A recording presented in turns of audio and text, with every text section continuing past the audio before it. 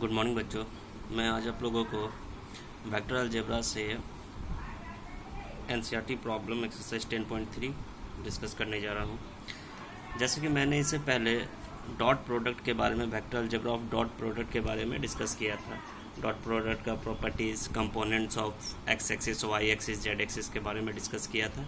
कैसे हम लोग डॉट प्रोडक्ट निकालते हैं किसी टू फैक्टर्स का, तो उसी से रिलेटेड जो भी प्रॉब्लम है उसके बारे में हम लोग डिस्कस करेंगे।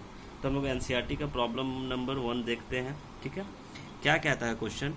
Find the angle between two vectors, vector a and vector b with magnitude √3 and √2 respectively, having vector A dot vector b equal to √6 given है। ठीक है, ये क्वेश्चन है। हम लोग को क्या फाइंड करना है? Find the angle between two vectors. तो हम लोग क्या फॉर्मूला जानते हैं, टू वेक्टर्स का एंगल कैसे फाइंड करते हैं? हम लोग डिस्कस कर चुके थे पीछे डॉट प्रोडक्ट्स के प्रॉपर्टीज़ में कि मान लीजिए ये वेक्टर है, आपके पास दो वेक्टर है ए बी और ये थीटा, ये एंगल फाइंड करना है। तो क्या फॉर्मूला होता था इसके लिए? A dot B magnitude of vector a vector b into cos theta. तो हम लोग कॉस थीटा फाइंड करने के लिए क्या करेंगे? Cos theta is equal to vector A dot vector b by magnitude of a and magnitude of b. ठीक है, हम लोग को एंगल फाइंड करना है थीटा, तो थीटा इजकल टू क्या करेंगे? Cos inverse A vector dot B magnitude of A और मैग्नीट्यूड ऑफ बी। ये हम लोग ऐसे ही फाइंड कर लिए कि ताकि प्रॉब्लम ना हो प्रॉब्लम बनाने में। ठीक है, हम लोग जानते हैं दिया हुआ है, गिवन है, मैग्नीट्यूड ऑफ ए दिया हुआ है √3, मैग्नीट्यूड ऑफ बी दिया हुआ है 2 and vector A dot vector b is given √6।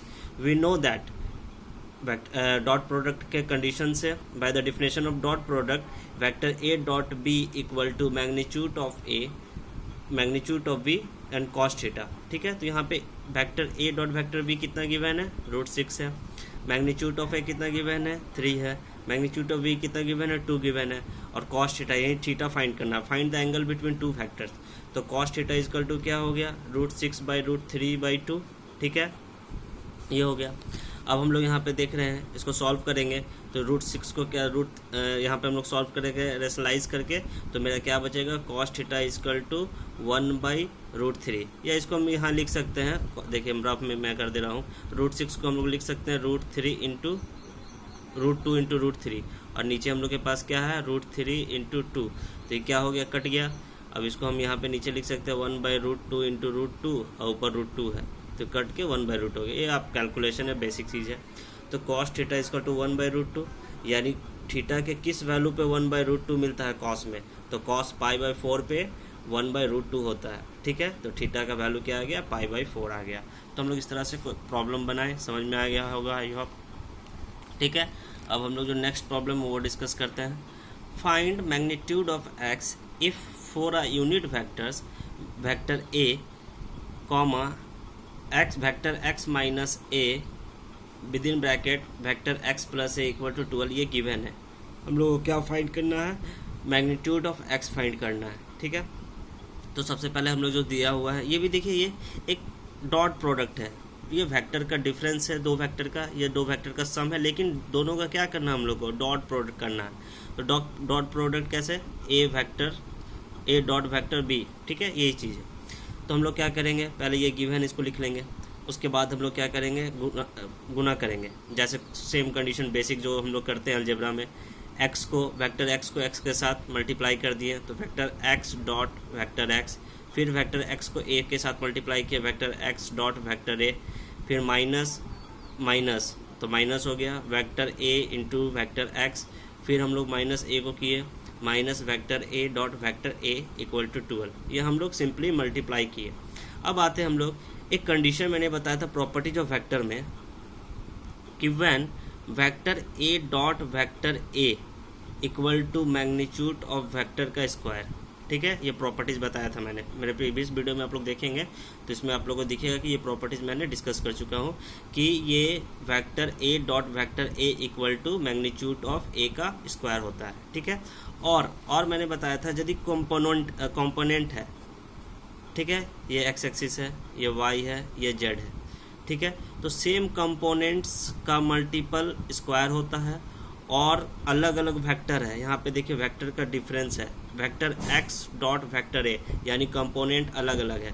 तो यानी अलग अलग कंपोनेंट के लिए क्या होता था, हमेशा 0 होता था।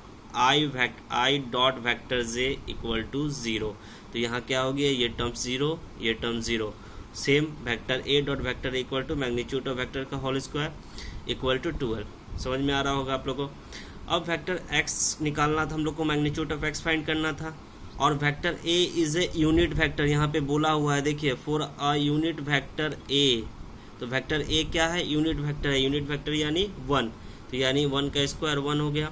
तो मैग्नीट्यूड ऑफ x का whole square minus 1 equal to 12, तो magnitude of x square equal to 1 इधर गया तो क्या हो गया 13, तो magnitude of x equal to √13। ठीक है, तो आप लोगों को प्रॉब्लम बनाने से पहले आप लोग एक बार डॉट प्रोडक्ट का मेरा वीडियो देख लीजिएगा, उसमें सारा प्रॉपर्टीज़ के बारे में मैंने डिस्कस किया हुआ, कैसे कौन सा प्रॉपर्टीज यूज़ होगा, कैसे हम प्रोडक्ट करते हैं वेक्टर का, कैसे मैग्नीट्यूड फाइंड करते हैं, सारे के बारे में डिस्कस कर चुका हूँ। काफ़ी बेसिकली इस चैप्टर में ये है कि आप लोगों को अच्छे से अंडरस्टूड होना पड़ेगा कि आप कैसे प्रोडक्ट कर रहे हैं, थोड़ा सा मिस्टेक बेसिकली आपको समझना होगा, तभी आप प्रॉब्लम बना सकेंगे। ठीक है, कोई भी चीज़ हार्ड नहीं होता है, यदि आप उसको अच्छे से पढ़ेंगे या अच्छे से समझेंगे तो ठीक है वो आपको क्लियर हो जाएगा। नेक्स्ट जो क्वेश्चन है, if the vectors a B c, if the vertices a b c of triangle abc are 1 2 3 minus 1 0 0 0 1 2 respectively, then find angle abc। क्या दिया हुआ है, एक ट्राइंगल दिया हुआ है जिसका 3 वर्टिसेस गिवन है, a गिवन है, b गिवन है, c गिवन है। अब यहाँ पे देख रहे हैं कि 3 कोऑर्डिनेट पॉइंट्स है, यानी ये 3D में है। ठीक है, प्लेन पे है, नॉट 2D पे है, क्या है 3D पे है। ठीक है, angle A B C is the angle between the vector B A and B C, B और बी सी के बीच का जो एंगल है वो क्या है, एंगल ए बी सी है। ठीक है, यही हम लोग को फाइंड करना है। ठीक है, देखेंगे हम लोग कैसे इसको फाइंड करेंगे। जो गिवन है पहले हम लोग उसको एक रफ ड्रॉ बनाया है, ठीक है, रफ ट्राइंगल्स बनाया है, और देख रहा है कि यहाँ पे दिया हुआ है तीनों वर्टिसेस मैंने लिख लिया है, ए बराबर 1 2 3, बी बराबर -1, 0, 0 एंड सी बराबर 0, 1, 2। मैंने तीनों वर्टिसेस ट्राइंगल पे पुट कर दिया। ठीक है, अब मैं देख रहा हूँ कि वेक्टर किस और जा रहा है, डायरेक्टेड लाइन किस तरफ से है, तो बी ए की ओर, तो यानी ये डायरेक्टेड लाइन इस डायरेक्शन में है, ये बी ए की ओर डायरेक्टेड लाइन है, तो वेक्टर बी ए और वेक्टर सी ए। ठीक है, वेक्टर बी सी यहाँ पे दिख रहा है, तो हम लोग को एंगल क्या फाइंड करना है, एंगल ए बी सी, ये एंगल फाइंड करना है। ठीक है, ये एंगल फाइंड करना है। अब हम लोग कैसे फाइंड करेंगे देखेंगे। सबसे पहले मैंने वेक्टर बताने के समय मैंने एक 2 पॉइंट्स फॉर्म बताया था। ठीक है, जॉइनिंग 2 पॉइंट्स वेक्टर, कैसे 2 पॉइंट्स वेक्टर का जॉइनिंग करके फॉर्मूला बनता है। तो यहाँ पे 2 पॉइंट जॉइनिंग वेक्टर क्या है, वेक्टर बी से vector A, 2 point joining vector. तो 2 पॉइंट जॉइनिंग वेक्टर जैसे हम लोग 10 क्लास में या 11 क्लास में पढ़े थे कि डिस्टेंस फार्मूला क्या होता है, 2 पॉइंट्स का डिस्टेंस कैसे निकालते हैं, x2 minus x1, y2 minus y1, z2 minus z1 निकालते थे। तो इसी तरह 2 पॉइंट्स वेक्टर के फॉर्म में निकालना है, तो हम लोग क्या करेंगे, x2 minus x1 i cap x axis के लिए, y2 minus y1 j cap y axis के लिए, z2 minus z1 z axis के लिए। ठीक है, क्योंकि ये प्लेन पे है, 3 कोऑर्डिनेट पॉइंट्स है, समझ में आ रहा है। और i is the component of x axis. मैं एक रफ बता रहा हूँ आप लोग को, रफ स्ट्रक्चर। ये एक्स एक्सिस है, ये वाई है, ये जेड एक्सिस है। ये ओपी इज़ द, ओपी क्या है, कोऑर्डिनेट पॉइंट है जिसका क्या है एक्स वाई जेड। ठीक है, मैंने बताया था पोजीशन वेक्टर ऑफ ओपी। ठीक है, तो आप लोग ये सब चीज़ में प्रॉब्लम नहीं होना चाहिए, आप लोग वीडियो अच्छे से देखें और अच्छे से समझे। ठीक है, तो हम लोग 2 पॉइंट्स वेक्टर निकालना सीखे थे। तो हम लोग क्या करेंगे, डिस्टेंस फार्मूला से। तो यहाँ पे देखिए क्या है, x2 क्या है 1, इधर से जा रहा है वेक्टर, इसलिए हम x2 a का कोऑर्डिनेट पॉइंट को ले रहे हैं। तो x2 माइनस x1, तो x2 यानी 1 और -1 के जगह माइनस जो फार्मूला में है, और ये -1 मेरा गिवन है। तो x2 minus x1 i cap, y2 minus y1 j cap, plus z2 minus z1 k cap. अब यहाँ पे सॉल्व करना तो बहुत ही आसान है, बच्चों की चीज़ है, ये आप लोग आराम से कर सकते हैं। ठीक है, तो क्या हो गया, 1 और 1 2i cap, 2 minus 0 2j cap, 3 minus 0 3 के कैप। ये अंडरस्टूड होना चाहिए कि ये कैसे हो रहा है। ये 2 पॉइंट जॉइनिंग फॉर्म मैंने बताया है, ठीक है। जब मैंने वेक्टर अलजेब्रा का 10.2 इंट्रोडक्शन दे रहा था तो मैंने बताया था 2 पॉइंट्स वेक्टर कैसे निकालते हैं।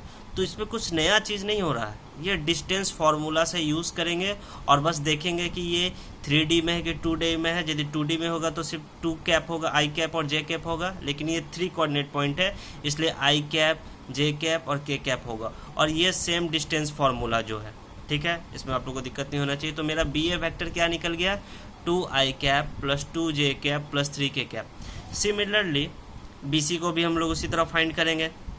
तो बी सी में हम लोग देख रहे हैं कि x2 मेरा क्या है 0, x1 क्या है -1, तो x2 minus 1 I cap, y2 1 0, y1 minus 0 J cap plus j2 2 minus z1 0 यानी के कैप। तो मैं इसको फाइंड कर लिया i प्लस जे प्लस 2 के। आप लोग सॉल्व करेंगे इसको अच्छे से, देखेंगे यही आ रहा है, ठीक है। तो मैंने बी ए और बी सी वैक्टर फाइंड कर लिया, ठीक है। देख रहे ये वैक्टर फॉर्म में है। अब हम लोग इस दोनों का डॉट प्रोडक्ट निकालेंगे क्योंकि एंगल फाइंड करना है। एंगल फाइंड करने के लिए फॉर्मूला क्या होता है, a dot b equal to, मैं डायरेक्ट लिख रहा हूँ, क्या होता है एंगल फाइंड करने के लिए, cos theta equal to vector A dot vector b divided by magnitude of a magnitude of b. पर यहाँ पे मेरा ए वेक्टर नहीं है, मेरा वेक्टर क्या है, बी ए वेक्टर है। यहाँ पे मेरा बी ए वेक्टर है और क्या है, बी सी वेक्टर है, बी की जगह बी सी वेक्टर है, ठीक है। तो हम लोग फाइंड करेंगे। अब हम लोग B A dot B C vector पहले निकाल लेते हैं। तो डॉट प्रोडक्ट कैसे निकालते हैं हम लोग को पता है, पहले वेक्टर लिख लिए 2i प्लस 2j प्लस 3 के dot i plus j plus 2 के। अब हम लोग मल्टीप्लाई करेंगे। अब यहाँ पे हम लोग को पता है कि i सेम कंपोनेंट्स हमेशा 1 होता है, आई कैप का डॉट प्रोडक्ट क्या होता है 1 होता है। तो डिफरेंट वालों को हम लोग ले क्यों, आई जे को क्यों ले, जब डिफरेंट कंपोनेंट्स का डॉट प्रोडक्ट 0 होता है, आई डॉट जे ऑलवेज 0। मैंने बताया था कि different components are mutually perpendicular यानी थीटा इक्वल टू π/2 यानी cos π/2 0, ठीक है। इसीलिए और सेम जो है कंपोनेंट इज 180 यानी पाई, तो cos π इक्वल टू 1। इसलिए डिफरेंट कंपोनेंट पे हम लोग ले गए हैं डॉट प्रोडक्ट, क्योंकि cos π/2 is the mutually perpendicular in 90 degree, तो cos π/2 जहाँ पे 0 मिल जाता है। इसीलिए हम लोग डिफरेंट को मल्टीप्लाई ही नहीं करेंगे, यानी i और j का मल्टीप्लाई करेंगे ही नहीं, क्योंकि i और j तो खुद 0 है। इसलिए सेम कंपोनेंट्स वालों को सिर्फ मल्टीप्लाई करेंगे। तो i के साथ करेंगे तो सेम कंपोनेंट्स का डॉट प्रोडक्ट 1 होता है, तो 2 हो गया। j को करेंगे तो सेम कंपोनेंट्स का डॉट प्रोडक्ट 1 होता है यानी 2 हो गया। k का कंपोनेंट 1 होता है तो 3 इंटू 2 हो गया। अब इसको सॉल्व करेंगे, 3 2 जा 6 यानी ये क्या हो गया 10 हो गया। समझ में आ रहा है, मैं बहुत अच्छे से बेसिक तरीके से समझा रहा हूँ, आप लोगों को आई होप समझ में आए कि कैसे कंपोनेंट्स को क्यों मल्टीप्लाई नहीं कर रहे हैं, और मैं एक्सप्लेन भी करते जा रहा हूँ, ठीक है। बस दिमाग में आप लोगों को ये बैठाना कि कोई भी चीज़ दुनिया में हार्ड नहीं होता है, यदि आप चाहें तो हर चीज़ कर सकते हैं। बस थोड़ा सा बेसिकली उसको अंडरस्टूड कीजिए, समझिए क्या करना है नहीं करना है, ठीक है, उस पर ध्यान दीजिए थोड़ा सा, ठीक है। अब हम लोग क्या निकाल लिए, B A dot B C निकाल लिए।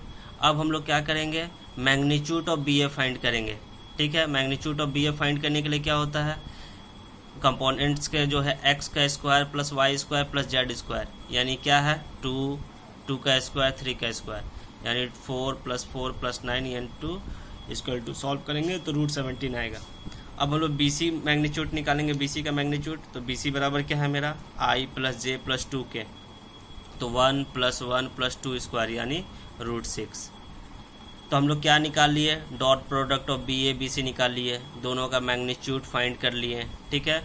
अब हम लोग जानते हैं, now it is know that, ठीक है, हम लोग क्या जानते हैं फॉर्मूला डॉट प्रोडक्ट का, कि B A vector dot B C vector equal to magnitude of B A magnitude of B C cos theta होता है। लेकिन हम लोग को यहाँ पे एंगल ए बी सी के बीच में ये एंगल फाइंड करना है, देखिए। तो हम लोग क्या लेंगे, थीटा नहीं लेंगे, यहाँ पे दिया हुआ है एंगल ए बी सी, ठीक है। तो यहाँ पे हम लोग आसानी से फार्मूला का यूज़ करेंगे, ठीक है। अब हम लोग क्या करेंगे, जो चीज़ फाइंड किए हैं उसको सब्स्टिट्यूट करेंगे। तो vector B A dot vector C मेरा कितना फाइंड हुआ था, हम लोग देख सकते हैं यहाँ पे 10 लिख दिया। मैग्नीट्यूड ऑफ बी ए कितना फाइंड हुआ था, √17 लिख दिया। मैग्नीट्यूड ऑफ बी सी कितना फाइंड हुआ था, √6 लिख दिया, और cos angle of A B C यही फाइंड करना हम लोग को। तो cos angle A B C equal to 10/√17.√6, ठीक है। तो angle A B C equal to cos inverse 10 दोनों को रूट के अंदर जो प्रोडक्ट होता नंबर्स होता है उसको हम लोग मल्टीप्लाई कर देते हैं, 102 होगा, ठीक है। तो इट इज़ माई आंसर। समझ में आ गया आप लोगों को, ठीक है। और भी मैं इससे काफ़ी प्रॉब्लम डिस्कस करूँगा, ठीक है।